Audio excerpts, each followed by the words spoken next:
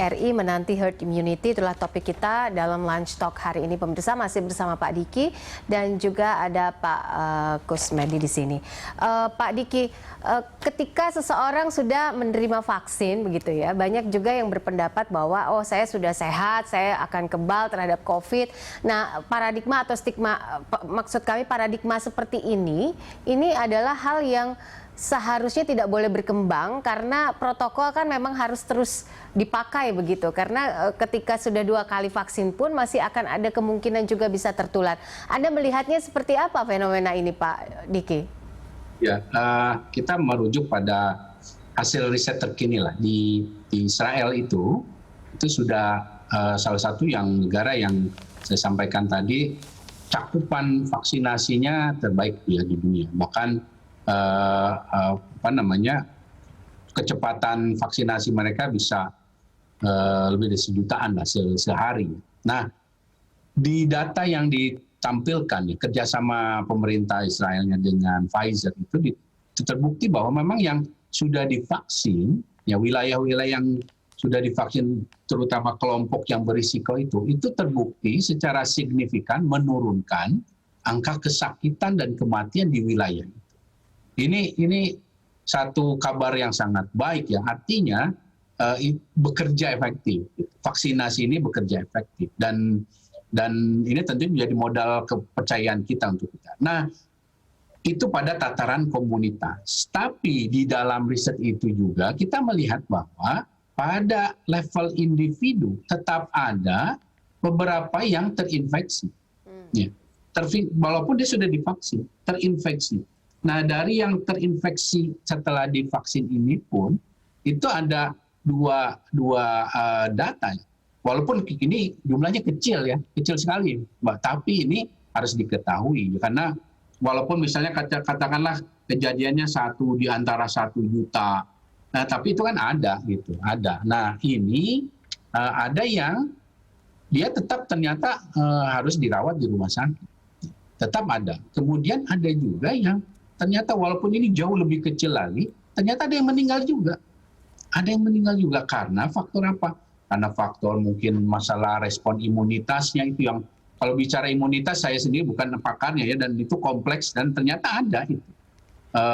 Dia lansia ternyata respon imunitasnya mungkin ada kendal dan lain sebagainya, dan juga ada faktor mungkin faktor genetik dan lain sebagainya. Dan itu bisa menyebabkan juga tetap dia terinfeksi dan kematian walaupun sudah divaksinasi. Tapi kematiannya bukan karena vaksinnya, bukan. Tapi karena dia terinfeksi dan tetap ada 1 di antara sekian juta itu yang ternyata dia tidak benar-benar bisa juga terlindungi. Nah, ini yang artinya bahwa faktor pencegahan yang tadi disampaikan Pak Kus tadi itu penting sekali, dan saya sangat setuju ini memang harus dibangun dalam level terrendah dari society kita yang dalam hal ini ya dimulai dari keluarga, masyarakat. Karena artinya baik yang orang sedang menunggu divaksin, yang sudah divaksin, itu ya sama-sama menunaikan kewajibannya, peran sertanya dalam meminimalisir penyebaran COVID-19 ini dengan cara tetap 3M itu, namun kalau saya tambah 2M-nya, yaitu batasi mobilitas interaksinya dan jauhi dan atau kalau bisa cegah kerumunan keramaian.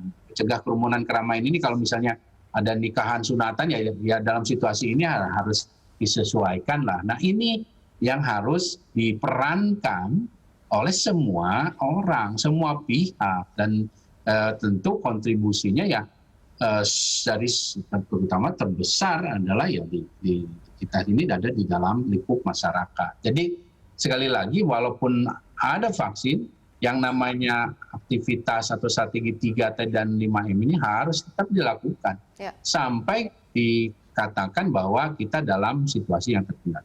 Baik, oke. Saya terakhir mungkin ke Pak Kus. Pak Kus, apa yang bisa disampaikan sehingga masyarakat tidak lengah, sehingga masyarakat tetap bisa waspada karena PPKM Mikro juga kan sudah mulai dijalankan atau sudah akan dijalankan begitu. Silakan Pak Kus.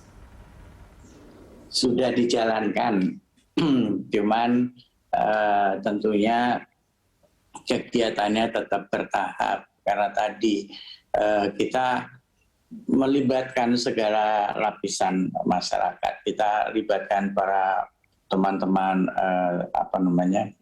budayawan, kita ajak teman-teman psikolog, kita ajak para dokter, teman-teman medis, kita ajak tokoh masyarakat, budayawan, semuanya untuk kita bisa mengkampanyekan dengan benar bahwa bagaimana kita harus hidup bersama COVID. Mau tidak mau, karena memang adanya COVID seperti itu, kita harus menghadapi. Dan menghadapi itu ibarat kita siap dengan kondisi-kondisi yang ada. Dan bagi mereka yang tidak mau menyiapkan diri, kalau mereka akhirnya kena COVID, ya pertama tentunya untuk dirinya sendiri, berikutnya adalah untuk keluarganya dan untuk masyarakat sekitarnya, kan bisa mendapatkan tertular dari sisi mereka. Tetapi yang kita harapkan memang semua langkah ini tidak bisa tiba-tiba dijalankan begitu saja. Jadi step by step kita lakukan, dan alhamdulillah sebenarnya dalam waktu 1 tahun ini ternyata di teman-teman kita di desa, masyarakat kita di desa, di kampung-kampung, mereka juga aware terhadap COVID ini yang tadinya mereka memang tidak memperhatikan dengan benar. Makin lama makin kesini makin mereka memperhatikan kondisi-kondisi tersebut. Jadi kalau hari ini mungkin angkanya mulai melandai, kemudian pasien yang ke rumah sakit juga mulai turun dan sebagainya, tapi memang angka kematian belum bisa kita atasi karena ya rata-rata mereka yang masuk ke ruang-ruang ICU adalah mereka-mereka yang mempunyai risiko tinggi dengan komorbid dan sebagainya. Itu harus mulai menjadi sebuah pelajaran juga buat kita.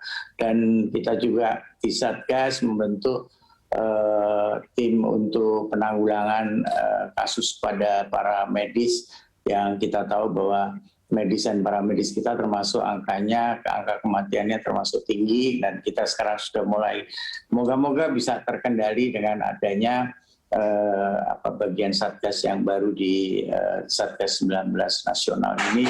Harapannya itu semuanya akan bisa kita atasi. Jadi memang kembali kita seperti menata kembali semua sistem yang ada, sistem kesehatan, sistem hidup, kemudian bagaimana harus berolahraga, bagaimana makan yang sehat, bagaimana istirahat yang cukup, tidak harus berkumpul, bagaimana cara berkomunikasi dan sebagainya.